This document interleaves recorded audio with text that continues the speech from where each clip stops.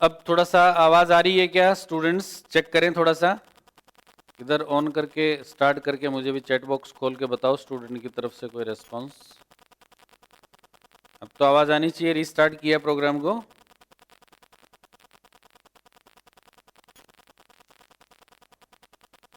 आवाज पहुंच रही होगी। आज हम लोग इडियोमेटिक फ्रेजेस के बारे में बात करेंगे। इसके बारे में कुछ बेसिक बातें बताऊंगा आप लोगों को। पहले तो आप सारे एक बार मेरे को चैट बॉक्स में जा करके ये मैसेज करके बता दें कि आवाज आ रही हो तो मैं आगे की क्लास शुरू करूं। आपको सबको अगर आवाज आ रही हो मेरी, सबको आवाज आनी चाहिए। यहाँ के सिस्टम के अकॉर्डिंग अब सबको आवाज मिल रही है। चेक कर लें आप थोड़ा सा। अब सबको आवाज हमारे यहाँ के रिकॉर्ड के हिसाब से अपडेटिंग है, बिल्कुल सिस्टम चल रहा है। आप लोग भी फटाफट बता दीजिएगा चैट बॉक्स में जा कर के कि आवाज आ रही है, ताकि अपन क्लास को स्टार्ट करें।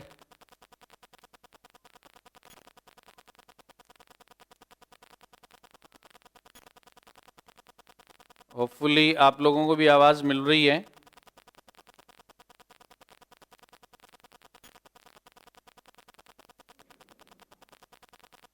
फटाफट आप लोग टेक्स्ट करके बता दें आवाज आ रही है तो ओके लिख दें आप लोग,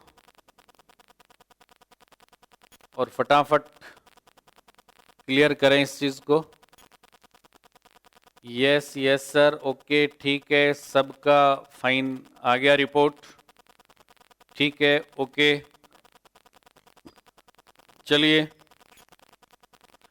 हम बात कर रहे थे इडियोमेटिक फ्रेजेस के बारे में। पटवारी के सिलेबस में इडियोमेटिक फ्रेजेस दे रखे हैं, तो निश्चित रूप से 2 क्वेश्चन आएंगे। 3 भी हो सकते हैं, लेकिन 2 क्वेश्चन में कोई डाउट नहीं है। रीट वाले बच्चों को बेसिकली जो इंग्लिश के लिए ऑप्ट कर रहे हैं, तो वो अभी के सिलेबस के हिसाब से लैंग्वेज सेकंड में दे रखे हैं उन्होंने। तो जिनकी लैंग्वेज फर्स्ट है वो भी इनको थोड़ा सा तैयार कर लें, आगे काम आएंगे आप लोगों के ये, क्योंकि ये सिलेबस में ऐड हो सकते हैं। बाद में दोबारा नहीं पढ़ाऊंगा मैं, सिलेबस में ऐड होंगे, क्योंकि वर्ड पावर का पार्ट है आपके। वहां पर सिनोनिम एंटोनिम दे दिया, वन वर्ड दे दिया। बात इडियोमेटिक फ्रेजेस की मुहावरा एक ही बचता है, उसके हिसाब से आप लोग देखेंगे। इसमें देखिए मैंने कोशिश की है कि इनको इडियोमेटिक फ्रेजेस को हिंदी में मुहावरे कहते हैं, और ये वाला जो पार्ट है आपका, इसको अगर आप देखेंगे तो मैंने इसको काफी सिंप्लीफाई बनाने की कोशिश की है। सबसे पहले मैंने मुहावरे को लिया है। कुलदीप ये स्क्रीन क्यों नहीं ले रहा है कलर? ये वाला जो पार्ट है, हर एक जो फ्रेज है इसके हिसाब से, इसके अकॉर्डिंग अगर हम लोग बात करें तो इसके हिसाब से जो इडियोमेटिक फ्रेजेस वाला जो पार्ट आ रहा है, इसमें अपने को देखना है कि कैसे क्वेश्चन आएंगे। बहुत ज्यादा सिंप्लीफाई करके दिया है मैंने आप लोगों को। पहले तो आपको बताया NX टू ग्रिंड जो ईडीएम होता है, इसका मतलब क्या होता है। तो आपने तो सुन ही रखा है हिंदी, तो ये आपको पता ही है कि अपना उल्लू सीधा करना। अपना उल्लू सीधा करने का अपना काम निकालना, यानी अपना कोई प्राइवेट इंटरेस्ट अगर आपका है तो वो इंटरेस्ट सर्व करना चाहते हैं। टू सर्व का मतलब है पूरा करना। आपका जो प्राइवेट इंटरेस्ट है उसको टू सर्व, सर्व का मतलब टू फुलफिल, पूरा करना, अपना उल्लू सीधा करना, अपना काम निकालना। टू सर्व मीन्स यानी अपने साधन पूरी करना, अपने जरूरतें पूरी करना। She has an axe to grind in this matter, इस सेंटेंस का हिंदी में अर्थ लिखा हुआ है कि इस मामले में वह अपना उल्लू सीधा करना चाहती है। अब इसका एग्जाम में क्वेश्चन कैसे आएगा? ऐसे आएगा। एग्जाम में ऐसे क्वेश्चन आ जाएगा, सीधा एन एक्स टू ग्रिंड भी लिखा हुआ हो सकता है, और ये किसी सेंटेंस में भी यूज करके दिया हुआ जा सकता है, जैसे ये दिया हुआ आ रहा है। तो अपने को आपने जैसे ही इसका, कुछ बच्चे कहेंगे सर इसको याद कैसे करना है, तो याद इसका मीनिंग सीधा ये करना है, ये मीनिंग आपको सीधा आंसर में एज इट इज छपा हुआ मिलता है उसका, इसलिए उसको याद करना होता है, इसीलिए उसको समझना होता है कि उसका मतलब क्या है। ठीक है, एग्जाम में इस तरीके से क्वेश्चन आएगा। ये एग्जाम्पल क्यों दिया है मैंने, ये एग्जाम्पल मैंने इसलिए दिया है आपको कि आप इसको अपने डे टू डे लाइफ के कम्युनिकेशन में आप इसको यूज कर सकें, बहुत ही सिंपल सा मीनिंग निकल जाए, इसलिए ये एग्जाम्पल दे रहा हूं। इसके जो नीचे अर्थ दे रहा हूं, ये अर्थ क्यों दे रहा हूं, ये अर्थ एज इट इज आपके एग्जाम में क्वेश्चन में आएगा, इसलिए ये मीनिंग दे रहा हूं। जो सीट आपके इस पीपीटी पे, जो स्क्रीन पे जो चीज आ रही है उसमें से मतलब की कौन, ये एग्जाम्पल याद नहीं करना, ये एग्जाम्पल केवल आपको समझने के लिए दे रहा हूं। आप कहो कि मेरे को इसमें कोई मेरा उल्लू, मेरे को मेरा काम थोड़ी निकालना, मैं कोई उल्लू सीधा नहीं करना चाहता, तो आप कहो I have no axe to grind in this matter, I have no axe to grind in this matter. अगर कोई व्यक्ति ये कहता है तो वो कह रहा है कि मेरे को क्या पड़ा है, मेरा कौन सा काम निकल रहा है इसमें से। चलिए क्वेश्चन नंबर 2 पे आए। एन ओपन बुक, खुली किताब।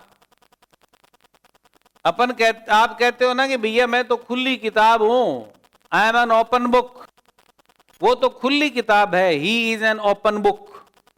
इसका मतलब हुआ वो खुली किताब है, इसका मतलब क्या हुआ, वो कोई सीक्रेट छुपा के नहीं रख सकता, सीक्रेट्स को अपने हार्ट में होल्ड नहीं कर सकता, उनको हाइड करके नहीं रख सकता। सीक्रेट्स को क्या नहीं कर सकता, वो हाइड नहीं कर सकता। हेल्ड नो सीक्रेट मीन्स बात उसके पेट में ठहरती नहीं है। जैसे अपन कहते हैं ना कि भैया वो तो बिल्कुल स्ट्रेट फॉरवर्ड है, आउटस्पोकन है, जो मन में आता है वो बोल देता है, ध्यान नहीं रखता कि ये बात किसको कहने से क्या फर्क पड़ेगा। My teacher is an open book, example समझने के लिए आ गया। फिर एग्जाम वाला एग्जाम्पल की अगर अपन बात करें, एन ओपन बुक लिखा हुआ आएगा तो आंसर में क्या लिखा हुआ आएगा, यही तो लिखा हुआ आ गया, ये वाला as it is, no change. सीधा सा याद करना है। रोजाना आपको 20 इडियम्स करवाऊंगा या 25-30 तक भी जा सकता हूं मैं आपको, ऐसे 100 अराउंड 100 इडियम आपको बताऊंगा कि ऐसे याद करने होते हैं। ऐसे क्वेश्चन आता है एग्जाम में, बाद में आपको 100-200 और दे दूंगा, उनको लर्न कर लेना, जितनी ताकत है तो ज्यादा दे दूंगा, लेकिन समझाऊंगा मैं आपको 100 ही। मैंने इसी तरीके से नोट्स में भी पटवारी वाले बच्चों को एकदम से, ये उसी नोट्स की पीपीटी है, उनको इतना सिंप्लीफाई करके डाला हुआ था जिसको आप स्वयं याद कर सकते हैं। वहां नीचे क्वेश्चन नहीं था, इसमें थोड़ा सा क्वेश्चन आ गया तो फटाफट आपको क्लियर हो गया, हर एक ईडीएम के साथ उसके क्वेश्चन का आंसर आपको फटाफट याद होता जा रहा है। चलिए अगला देखते हैं, तीसरा question, read between the lines. Read between the lines का मतलब होता है किसी चीज का जो हिडन मीनिंग है, उसका जो हिडन मीनिंग है ना, छुपा हुआ भावार्थ अंडरस्टैंड करने की कोशिश करना। हिडन, हाइड से बना हुआ है, हाइड, हिडन, छुपा हुआ जो मीनिंग है उसको समझने की कोशिश करना। हिंदी में भी यही लिखा हुआ है, छुपा हुआ भावार्थ समझने की कोशिश करना। यानी कौन सा meaning, look for a meaning, उस मीनिंग को ढूंढना जो कि एक्चुअली उस लाइन में अभिव्यक्त नहीं किया गया है, वो मीनिंग जो उस लाइन में सीधे सीधे तौर पे बोल के नहीं बताया गया है, लेकिन अगर उसका थोड़ा सा गूढ़ अर्थ निकालें, दूसरे अर्थ तरीके से सोचें, तो उसका वो मीनिंग निकलता है। जितनी अपन पोएट्री पढ़ते हैं, पोइम्स, जिस पोइम को आप जितनी बार पढ़ते हो उसमें एक नया मीनिंग नजर आता है, तो फिर आप क्या करते हो, उसका जो हिडन मीनिंग है वही तो इंटरप्रेट करते हो। पोएट्री का मतलब भी वही होता है ना। पोएट्री में हम क्या करते हैं, we try to read between the lines. While you are reading poetry, definitely you are reading between the lines. Exam में क्वेश्चन कैसे आएगा, ऐसे लिखा हुआ आ जाएगा, रीड बिटवीन द लाइंस का मीनिंग क्या होता है, तो वही आ गया कि उसका जो हिडन मीनिंग होता है वही, वेरी सिंपल। क्या इसमें अगर मगर है, कुछ भी नहीं है, बहुत ही सिंपल सी बातें हैं। तो give the devil his due, devil का मतलब शैतान, दैत्य, राक्षस, बहुत ही क्रूर व्यक्ति को कहते हैं डेविल, शैतान। यानी हिंदी में लिखा हुआ है बदनाम व्यक्ति को भी, यानी बदनाम व्यक्ति का मतलब खराब व्यक्ति भी, जो बुरे ही बुरे काम करता है, वो अगर गलती से कभी अच्छा कार्य करे ना तो उसकी प्रशंसा करो, ताकि वो बुरे कार्य करना पसंद बंद करे। इसका मतलब ये होता है।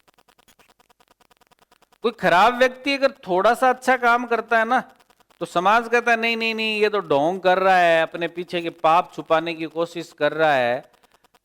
तो इसलिए वो कहता है यार मैं तो अच्छा काम करूंगा ना तो भी जनता को लगेगा ही नहीं मैं अच्छा करूं, तो मैं अच्छा क्यों करूं, इसलिए वो अच्छा करना बंद कर देता है। इसलिए ईडियम बना दिया कि जो बैड पर्सन है, डेविल का मतलब यहां पर बैड पर्सन से है, खराब व्यक्ति, person of a bad reputation. अगर पर्सन ऑफ बैड रेपुटेशन भी अगर कुछ अच्छा काम करता है तो उसको हमें क्रेडिट देनी चाहिए, शाबाशी देनी चाहिए। Even a notorious person, notorious person का मतलब बदनाम व्यक्ति, कुख्यात व्यक्ति, खूंखार व्यक्ति, नोटोरियस। नोटोरियस जो पीपल हैं, जो आतंकवादियों को अपन कहते हैं, बहुत नोटोरियस होते हैं। तो we must give the devil his due, हमें बदनाम व्यक्ति के भी अच्छे कार्यों की प्रशंसा करनी चाहिए। अगेन बता दूं, ये एग्जाम्पल मैं क्यों लिख रहा हूं, ये कुछ एग्जाम में आता है।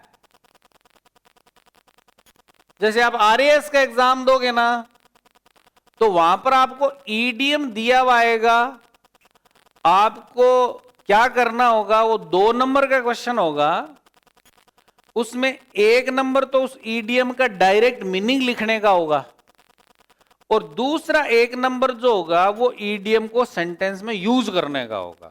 2 मार्क्स। एंगल अभी से देख लेना, सोच लेना कि जो चीज आज पढ़ी है वो सामने कभी भी आए, किसी वे में आए, मैं उसको उस वे में उस हथियार को चला सकूं। मैं यही चाहता हूं कि मैं आपको ये जो हथियार दे रहा हूं, कैसे भी हालात हो, कैसी परिस्थिति में चलाना पड़े तो चल जाए। ऐसे नहीं होगी यहां तो चलेगा नहीं, नहीं तो गड़बड़ कर दोगे आप लोग। अपने अभी ऑब्जेक्टिव एग्जाम होते हैं उसमें ऐसे क्वेश्चन आता है। ये डिस्क्रिप्टिव जो एग्जाम होते हैं, लिखित परीक्षाएं जो होती हैं, उन लिखित परीक्षाओं में ईडीएम आता है तो उस ईडीएम का मीनिंग लिखना हुआ होता है। 50% मार्क्स उसके होते हैं और 50% मार्क्स होते हैं उसको सेंटेंस में लिखने के। जेएनयू का भी जो एंट्रेंस एग्जाम होता है उसमें ऐसा ही होता है, मीनिंग लिखना, सेंटेंस फ्रेम करके लिखना, है ना। दूसरे भी आरएएस का अपना एग्जाम होता है, उसमें भी ऐसा होता है। लेकिन अपने ज्यादातर जिसमें मल्टी चॉइस वाले क्वेश्चन होते हैं, ऑब्जेक्टिव टाइप का जो एग्जाम होता है, उसमें इस तरीके से आते हैं। तो जैसे ही आपने देखा तो give devil the his due का मतलब है वही मीनिंग जो ऊपर लिख रखा था कि इवन जो नोटोरियस व्यक्ति एक बार गलती से कोई गुड डीड कर देता है, गुड डीड्स अगर कर देता है, गुड डीड्स का मतलब अच्छे कार्य, तो उसकी प्रशंसा करो ताकि वो अच्छे कार्य करना शुरू करे, नहीं तो गड़बड़ हो जाएगा। ये next one, to eat humble pie. To eat humble pie का मतलब है बेइज्जती को झेल लेना। जो बेइज्जती हो रही है उसको बिल्कुल बेइज्जती का घूंट पी जाना,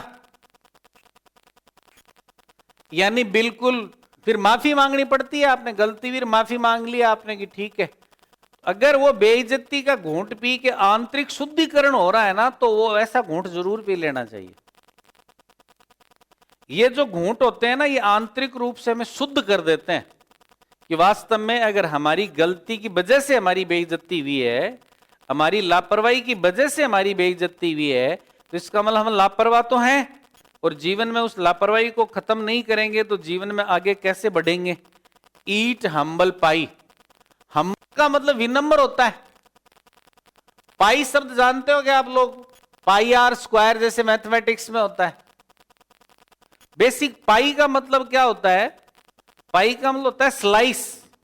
जैसे अपन सेब है, एप्पल है, एप्पल को काटा आपने तो उसकी जो फाड़ी होती है उसको पाई कहते हैं।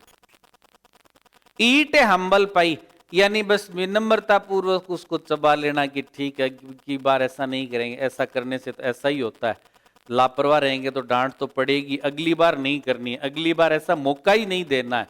तो वो हम्बल पाई खा करके अपना स्वास्थ्य, थोड़ा मानसिक स्वास्थ्य मजबूत करो, कमजोर मत करो। ठीक है, you will have to eat a humble pie in this matter. आप अगले व्यक्ति को कह रहे हो कि आपको इस मामले में अंत में माफी मांगनी पड़ेगी, मैं तो बता रहा हूं तेरे को। ये एग्जाम्पल, ये इडियम आप अपनी डे टू डे लाइफ में यूज कर सकें। इस इडियम को आप अपनी डे टू डे लाइफ में यूज कर सकें, उसके लिए ये एग्जाम्पल दिया जा रहा है। ताकि, और ये वाला जो एग्जाम्पल है, ये एग्जाम्पल एग्जाम का एग्जाम्पल है। एग्जाम्पल में सीधा ऐसे लिखा हुआ आएगा और उसको मीनिंग बताना होगा जो यहां पर लिखा हुआ था, टू ओपोलोजाइज। ओपोलोजाइज का मतलब होता है माफी मांगना, और एपोलॉजी का मतलब होता है माफी, GY। एपोलॉजी GY लगा दो तो ये नाउन हो जाता है। एपोलोजेटिकल, एपोलोजाइज, एपोलोजेटिकली, क्षमा याचना पूर्वक, एपोलोजेटिकली, एपोलॉजी। उसने प्रेसिडेंट के पास में एपोलॉजी एप्लीकेशन भेजा है, क्षमा याचना, एपोलॉजी। रिटन एपोलॉजी मांगनी पड़ेगी आपको, उन्होंने रिटन एपोलॉजी दिया है। वर्बल एपोलॉजी और रिटन एपोलॉजी ये दो प्रकार की होती है ना। रिटन का मतलब लिखित में, अपनी मौखिक पे जब किसी को भरोसा नहीं होता तो अगला कहता है लिखित में दो। और कई बार क्या होता है, वर्बल एपोलॉजी, मौखिक तौर पे कहने से मान लेते हैं कि ठीक है दोबारा मत करना, एक बार बोल के कह दे गलती हुई है। ऐसा कहने में कभी संकोच भी नहीं होना चाहिए। मैंने आपको कहा ना कि बिल्कुल शरीर का शुद्धिकरण हो जाता है, कर्मशील व्यक्ति का तो कम से कम। और जो कामचोर होता है वो तो कमियां ढूंढता रहता है कि नहीं मैं मेरा बहाना निकाल करके इस चीज को स्वीकार ही नहीं करूं। सीधा लिखा हुआ आएगा टू ओपोलोजाइज यानी माफी मांगना पड़े, उसके लिए। चलिए नेक्स्ट, हब्सन चॉइस। ये जो हब्सन था ना, ये हब्सन कौन था? बेसिकली क्या काम था इसका? ये एक स्टेबल कीपर था। स्टेबल का मतलब गुड़साला होता है, गुड़साला जिसमें घोड़े रखे जाते हो। ये स्टेबल कीपर था, यानी इसके पास उसकी पर्सनल गुड़साला थी और लोगों को जो हॉर्सेज था वो किराए पे देता था। जैसे साइकिल किराए पे मिलती है ना, इसी तरीके से ये व्यक्ति क्या करता था, हॉर्सेज किराए पे देता था। लेकिन इसका एक नियम था। क्या नियम था? जैसे इसकी ये गुड़साला है, ये मान लीजिएगा, और इसमें घोड़े बंधे हुए हैं, 1 number 2 number 3 number 4 number 5 number 6 7 8 ऐसे लेकर के 100 घोड़े बंधे हुए हैं। इसका नियम क्या था कि भैया जो घोड़ा नंबर पे लगा हुआ है ना वही मिल सकता है। जैसे मान लो आप गए, आपको सीधे आप गुड़साला में गए, 3 नंबर घोड़ा लगा हुआ है नंबर पे। आपको अगर आप कहोगे नहीं मेरे को छठा घोड़ा पसंद है, ये काले वाला, ये दे दे मेरे को, तो वो कहेगा नहीं ये तो मेरा नियम ही नहीं है। मेरा नियम कौन सा है कि आपको एक ही घोड़ा मिलेगा। ये जो सामने खड़ा है ये नंबर कोई हो सकता है, 3 हो सकता है, 5 हो सकता है, 7 हो सकता है, सामने। इसका मतलब अपने पास में कोई चॉइस है ही नहीं, no real choice at all. जब आपके पास में कोई विकल्प नहीं हो, ऐसी परिस्थिति में अपन कहते हैं किसी को कि you have Hobson choice in this matter. आपके पास इस मामले में कोई विकल्प ही नहीं है, जो सामने एक विकल्प जो मिल रहा है उसी को लेना है। एग्जाम में क्वेश्चन ऐसे आ जाएगा, Hobson choice means no choice at all, really, okay, very simple. Next one, take with a grain of salt, take something with a grain of salt. Take के बाद में यहां पर आप अपन बोल सकते हैं समथिंग, एस ओ, ये कहीं समथिंग की पूरी स्पेलिंग ये, मैं शॉर्ट में इसको लिखूंगा STH और somebody को लिखूंगा SB। somebody अगर लिखना होगा, somebody ऐसे लिखूंगा तो मैं शॉर्ट में उसका लिखूंगा SB। और समथिंग यानी किसी जब वस्तु को इंडिकेट करते हैं तब तो मैं समथिंग बोल दूंगा, और जब किसी व्यक्ति को इंडिकेट करेंगे तो मैं somebody बोल दूंगा। Take something with a grain of salt यानी किसी चीज को किस नजरिए से देखना, डाउटफुल तरीके से। आपको उसमें कुछ, जिसको हिंदी में अपन कहते हैं कि दाल में कुछ काला है, यानी किसी स्थिति को, किसी व्यक्ति को या किसी वस्तु को किसकी दृष्टि से देखना, शंका की दृष्टि से देखना। सेंटेंस का मतलब क्या हुआ, दूसरा एक ईडियम और आ गया इसके साथ में, to smell a rat. To smell a rat का मतलब क्या हो गया, किसी चीज को सस्पेक्ट यानी शंका करना, आपको डाउट होना कि मेरे साथ ट्रिक खेला जा रहा है। To suspect a trick, suspect, suspicion, अलग अलग वर्ड आते हैं। आप किसको, व्यक्ति को कह रहे हो कि I take his success history with a grain of salt, इसका मतलब आप क्या कहना चाह रहे हो कि मुझे उसकी जो सफलता है उस पे मुझे शंका हो रही है, यानी मैं उसकी सफलता को शंका की दृष्टि से देख रहा हूं। क्यों, फर्जी तरीके से सक्सेसफुल होकर के आया है, उसमें तो वो काबिलियत ही नहीं है। जो एक काबिल व्यक्ति में इस लेवल तक जो पहुंचता है उसमें तो वो एबिलिटीज हैं ही नहीं, इसका मतलब वो बैकडोर एंट्री से आया है निश्चित रूप से। क्वेश्चन की अगर देखें सेम आ गया, टेक समथिंग, सेंटेंस क्या हो गया, एग्जाम में क्या होता है। दूसरी बात बता दूं मैं आपको, एग्जाम में दो तरीके से आते हैं। एक तो सीधा इतना, ये जो पार्ट है ये इतना पार्ट दिया हुआ आ जाएगा, सेंटेंस नहीं होगा। और दूसरा होता है इसको सेंटेंस में यूज करके दे देना, तो बात तो एक ही है, कैसे ही आए चाहे। अगर आपको मीनिंग याद है तो ये कई बार नेगेटिव पॉजिटिव में तो जरूर घुमा देते हैं सेंटेंसेस, सेंटेंस में देने से उसका भावार्थ कई बार नेगेटिव से पॉजिटिव, पॉजिटिव से नेगेटिव में चेंज हो जाता है, तो उसका तो आपको ध्यान रखना है। बाकी पैटर्न कोई सा भी हो, एक तरीके से आपने याद कर लिया तो गोली फटाफट चलेगी, कोई समस्या नहीं है। He has a very nice manner, आप कह रहे हो कि उसके तौर तरीके तो बहुत बढ़िया हैं, but you would better take what he says with a grain of salt. आप कह रहे हो आदमी तो ठीक ठाक लग रहा है लेकिन फिर भी थोड़ी सावधानी बरतना भैया, थोड़ा जितना कंसिडरेबल डाउट कर सकते हैं ना, यानी थोड़ा बहुत डाउट जहां करना चाहिए वहां थोड़ा करके भी देख लेना, एकदम से आंख मूंद के भरोसा मत करना, कहने वाला व्यक्ति ये कहना चाह रहा है इसमें। चलिए, to listen to something with a considerable doubt, यानी थोड़ा थोड़ा डाउट हुआ है, जितना आपको कंफ्यूजन क्रिएट करने में काफी हो। चलिए नेक्स्ट की अगर बात करें अपन, talk through one's hat. Talk through one's hat, talk का मतलब तो जानते ही हो आप, बात करना, और हैट आप जानते ही हो जो सर पे टोपी लगाते हैं अंग्रेज लोग, हैट जो लगाते हैं।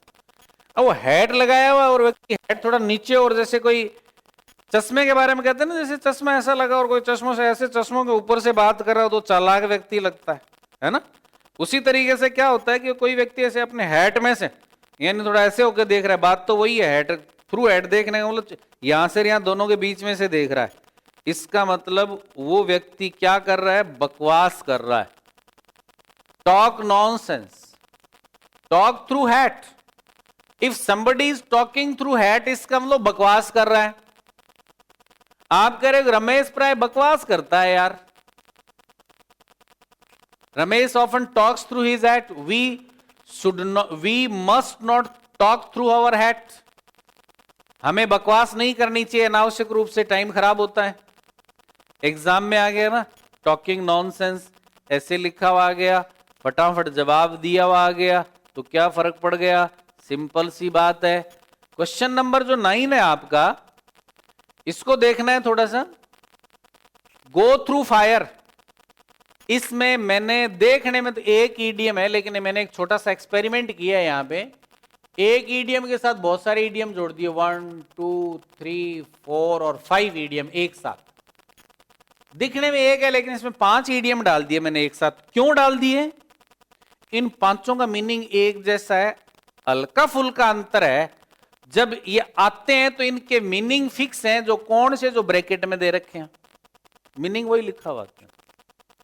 पांचों का ऑलमोस्ट ऑल मीनिंग एक ही है, लगभग, थोड़ा बहुत 19-20 हो सकता है, लेकिन वो मीनिंग के तौर पे एक ही है। थ्रू फायर एंड वाटर, यानी गो थ्रू का मतलब तो जानते हो आप, जैसे अपन किसी बुक के गो थ्रू होते हैं, I have gone through this book, यानी किसी चीज को सरसरी नजर से पढ़ लेना। आपको मैंने अखबार पढ़ लिया है, I have gone through the newspaper, I have gone through all these channels, यानी किसी चीज को सरसरी निगाह से देख लेना। गो थ्रू होने का मतलब ये होता है, ठीक है। फिर इस गो थ्रू को किसके साथ में जोड़ दिया? दो शब्द और ले लिए, फायर एंड वाटर। किस में से जाना? आग और पानी में से ही निकल जाना, यानी परवाह नहीं करना चाहिए रास्ते में कितनी बड़ी कठिनाइयों के कांटे क्यों नहीं बिछाए हुए हों, उनको चीरते हुए निकल जाना है, क्योंकि वो काम तो करके ही छोड़ना है, क्योंकि ठान लिए। और जब आप ठान लेते हैं, जब आप कमिटमेंट कर लेते हैं, तो आप तो कमिटमेंट के तो पक्के ही हो, फिर आप अपनी नहीं सुनते हो, है ना। तो कमिटमेंट अगले मार्क्स में, अगले टेस्ट में बड़े वाला कमिटमेंट दिखाना है आप लोगों को। गो थ्रू फायर एंड वाटर का मतलब बड़ी से बड़ी रिस्क उठा लेना। अंडरगो का मतलब होता है टेक। अंडरगो शब्द का मतलब हो गया गुजरना, गो थ्रू से अंडरगो का मतलब गो थ्रू, यानी टेक एनी रिस्क, कोई भी जोखिम उठा लेना, यानी जोखिम के बारे में सोचना ही नहीं कि नहीं जोखिम क्या है, मैं इस काम को कर गुजरूंगा। Cut a Gordian knot, knot का मतलब होता है गांठ, जो रस्सी में लगाते हैं अपन, रस्सी में गांठ लगाते हैं ना। और गॉर्डियन नॉट का मतलब होता है रस्सी में कई गांठे लगा देना, गुड़गांठ जिसको कहते हैं, कई गांठों में गांठ दे देना। गांठे में दे के इतना मोटा कर दिया और फिर आपको कहा कि इसकी गांठें खोलो। तो कट ए गॉर्डियन नॉट का मतलब होता है बड़े चैलेंजिंग, जो है ना, जो आपके सामने बड़ी चैलेंजिंग प्रॉब्लम है, चैलेंजिंग प्रॉब्लम आपके सामने खड़ी है ना, उस प्रॉब्लम को सॉल्व कर देना।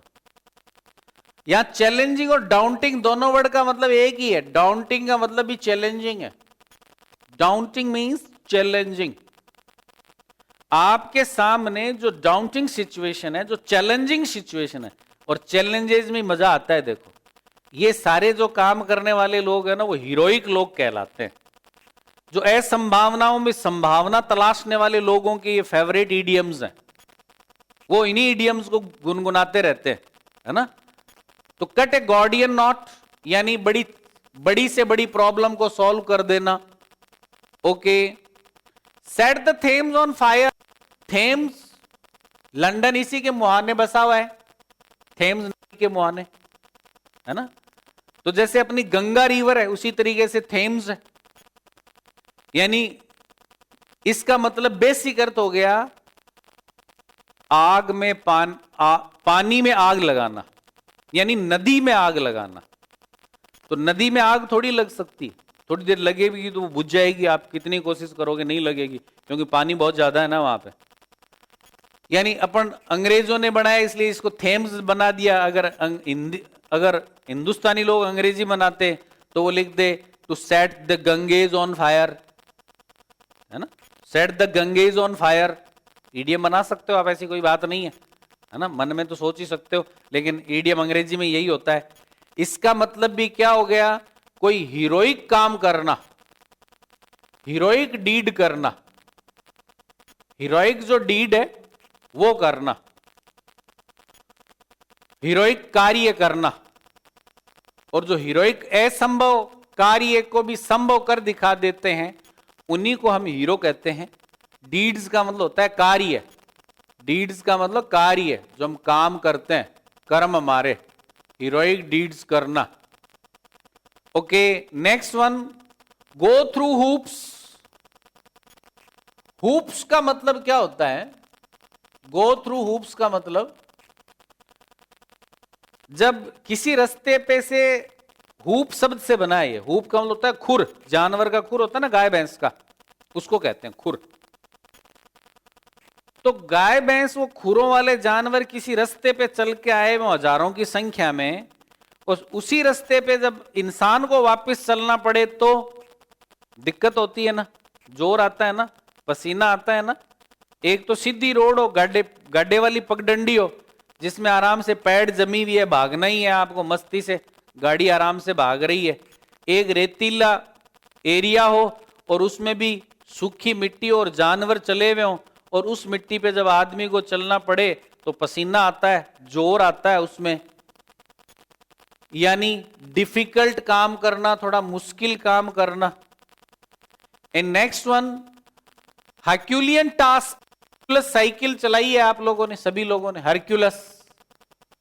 हर्क्यूलस साइकिल पे आपने देखा होगा कि एक सिंबल बना हुआ है, जिस व्यक्ति ने ऐसे धरती को ऐसे उठा रखा है, इसका मतलब वो हर्क्यूलस है, वो बड़ा पावरफुल व्यक्ति है, वो धरती को भी यूं उठा लेता है, इसलिए वो उसका सिंबल बनाया हुआ है। तो उसके नाम से ईडीएम बन गया हर्क्यूलियन टास्क। टास्क का मतलब होता है कार्य, वर्क। हर्क्यूलियन टास्क, टास्क का मतलब होता है वर्क, कार्य। डीड का मतलब कार्य, वर्क। हर्क्यूलियन टास्क करने का मतलब एक्सट्रीमली डिफिकल्ट काम करना, बहुत ज्यादा, एक्सट्रीमली का मतलब बहुत ज्यादा किसी मुश्किल काम को करना।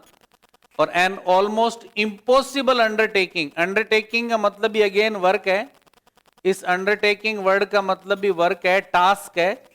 अंडरटेकिंग वर्ड का मतलब भी टास्क है, कार्य है, वर्क है। ऑलमोस्ट ऑल इम्पॉसिबल काम करने की सोचना। I am extremely ready to grow, I am ready to go through fire and water to crack this exam. आप कह रहे हो कि मैं इस एग्जाम को पास करने के लिए बिल्कुल मेहनत करने के लिए तैयार हूं, मुझे कोई प्रॉब्लम नहीं है। और एग्जाम्पल में केवल यही है, go through fire and water, इसके आंसर में यह आ गया to take any risk, no problem. Next वाला एग्जाम्पल देखिए, रन रॉइट। रॉइट का मतलब होता है दंगे, जो शहरों में दंगे होते हैं, रॉइट। रॉइटर्स, दंगे करने वाले, रॉइट्स का मतलब दंगे। और रन रॉइट का मतलब होता है दंगे करते हैं तो लोग क्या करते हैं, बेकाबू होके भागते हैं।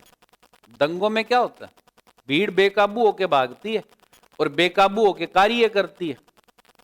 इसलिए रन रॉइट शब्द का मतलब बेसिक अर्थ क्या हो गया, पागल होके भागना, बेकाबू होके भागना। तो बेकाबू होके भागने का मतलब बिना किसी नियंत्रण के, एक्ट विदाउट रिस्ट्रेन। रिस्ट्रेन का मतलब होता है कंट्रोल, इस रिस्ट्रेन वर्ड का मतलब है कंट्रोल, नियंत्रण, यानी बिना किसी नियंत्रण के इधर उधर भागना। जैसे एग्जाम्पल में मैंने दिया है कि 2 bulls are running riot in my street. आप कह रहे हो कि जो 2 सांड हैं मेरी गली में बेकाबू होके दौड़ रहे हैं। हमारे वाली स्कूटी का, बाइक का नंबर आने ही वाला है, बड़े बेकाबू होके दौड़ते हैं तो कई बार इंसानों का भी नंबर आ जाता है ना। बीकानेर में तो 5, 7, 10 लोग रोज हॉस्पिटल पहुंचते हैं इन सांडों की वजह से। फिर रन रॉइड का एग्जाम्पल आ गया, एक्टेड विदाउट रिस्ट्रेन। यहां इसके जो मीनिंग नीचे लिखा हुआ है वो सेम नीचे आंसर में होता है। तो याद करने वाली कहानी तो आप समझ ही गए होंगे कि याद करने में करना क्या होता है। याद करने में यही करना होता है, सीधा मीनिंग जो लिखा हुआ होता है एग्जाम में जब पूछा जाता है तो आंसर के वे में इसी को ऐसे ही पढ़ा जाता है। चलिए 11 number, give in. Give in का मतलब होता है हार मान लेना। गिव इन का मतलब होता है सरेंडर कर देना। सरेंडर वर्ड तो जानते हैं ना आप लोग, बिल्कुल परिचित है इस वर्ड से, तो कोई समस्या नहीं है। सरेंडर करना, तो सरेंडर करने का मतलब ही यील्ड करना होता है। यील्ड को भी मतलब सरेंडर करना ही कहते हैं। यील्ड के दूसरे भी कई सारे मीनिंग होते हैं, लेकिन यहां केवल एक ही बात याद करेंगे, है ना, सरेंडर करना। तो यील्ड का मतलब बेसिक क्या हो गया, सरेंडर। अब जैसे यहां पर ईडीएम में याद रखने वाली जो पीछे अपन लोगों ने जो साइनो याद किए या उसके साथ में एंटो याद किए, उनका क्या बेनिफिट रहेगा। अब जैसे आप किसी एग्जाम में किसी को इसको रट रहे हो, give in yield, give in yield, give in yield, और उसने यील्ड को हटा करके धीरे से सरेंडर लिख दिया साहब, तो आपकी तो समस्या हो गई ना। धीरे से उसने वही हटा दिया और उसने केविन लिख दिया। केविन का मतलब भी गिव इन होता है। ये दोनों फ्रेजल वर्ब है, एक दूसरे की बिल्कुल सिनोनिम है। ये केव इन का मतलब भी घुटने टेक देना, हार मान लेना होता है। ये भी एग्जाम में बहुत आती है। तो इसके मीनिंग में केव इन भी तो लिखा जा सकता है यहां पर, केव इन। अब आपको मेरी बात समझ में आ रही होगी कि ईडीएम जब एक लेवल तक तैयार हो जाते हैं, फिर आगे के लेवल को तैयार करने का क्या तरीका होता है। जैसे एक से अधिक समानार्थी शब्दों को याद करोगे तब ये ईडीएम मजबूत होंगे, अन्यथा तो एक मीनिंग आपने याद किया और उसको बदल करके अब यील्ड लिखा और अगली बार सरेंडर लिखा है, तो आप तो मेरे को कह दोगे कि सर यील्ड लिखा था पिछली बार आंसर, वो तो है ही नहीं, वहां तो आपने सरेंडर लिख दिया।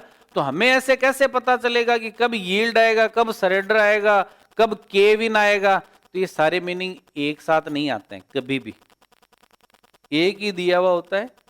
लेकिन एग्जाम्स में एक सिस्टम है कि 90% जो चीजें हैं वो 90% चीजें मीनिंग के तौर पे वैसी रहती हैं, बदलती नहीं है।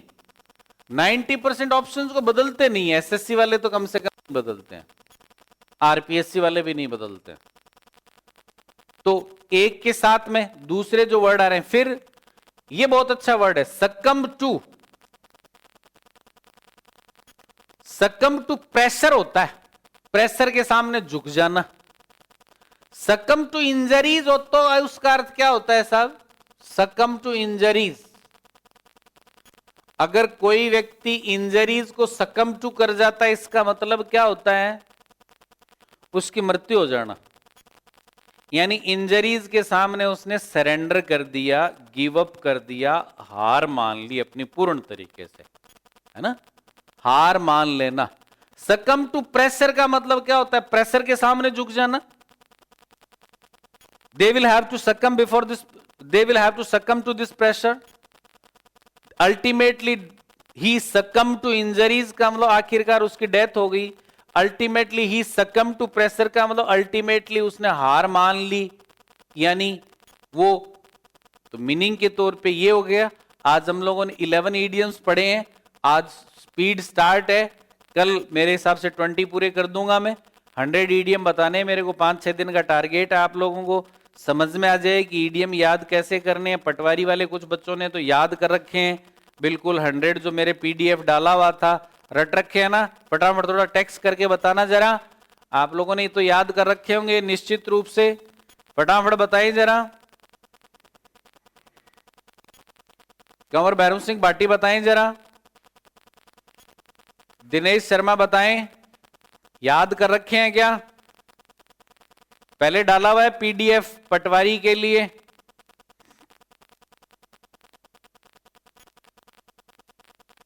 यस सर आ रहा है ज्यादातर बच्चों का कि हाँ सर याद कर रखे हैं, ये तो कल ही टेस्ट के लिए तैयार बैठे हैं। लेकिन एक बार मैं थोड़ा सा, जिन बच्चों को प्रॉब्लम है तभी थोड़ा सा स्पीड से ले रहा हूं। 20 एक दिन में पढ़ाना स्पीड नहीं होती है। क्लास में तो मैं ऑफलाइन क्लास में 25% तो चलने दो, 20 है ना, ऐसे क्या कर रहे हो, फिर स्पीड एकदम से खराब हो जाएगी। हिसाब से कल से स्टार्ट करते हैं इसको, थोड़ा सा स्पीड अप। बच्चे कह रहे हैं बिल्कुल याद कर रखे हैं सर, मैं थोड़ा समझा देना चाहता हूं, इसको थोड़ा और आसान बना देना चाहता हूं। थोड़े बहुत जो आंसर से रिलेटेड जो छोटे मोटे डाउट्स हैं उनको दूर करने देना चाहता हूं। बाकी सभी बच्चों का आ रहा है कि बिल्कुल सर याद कर रखे हैं, ये तो याद है ना। कुछ बच्चे कह रहे हैं याद नहीं है सर, कुछ कह रहे हैं याद हैं, ज्यादातर यस यस कर रहे हैं सारे बच्चे। तो चलो थोड़ा सा पीडीएफ डला हुआ है इसका पटवारी वालों पे, रीड पे आज मैं इसका पीडीएफ डलवा देता हूं। आप भी थोड़ा सा इनको पढ़ के रखें ताकि फटाफट मैं आपको बताऊं तो आपके पास नोट डाउन हो और आप एकदम से समझते, ताकि नेक्स्ट पार्ट पे थोड़ा सा जल्दी आए, आपको तरीका याद आ जाए कि इनको कैसे याद करना है। ज्यादातर बच्चों का यस यस आ रहा है, विकास याग का नो आ रहा है, कह रहा है कि सर याद नहीं है। आज फर्स्ट क्लास है।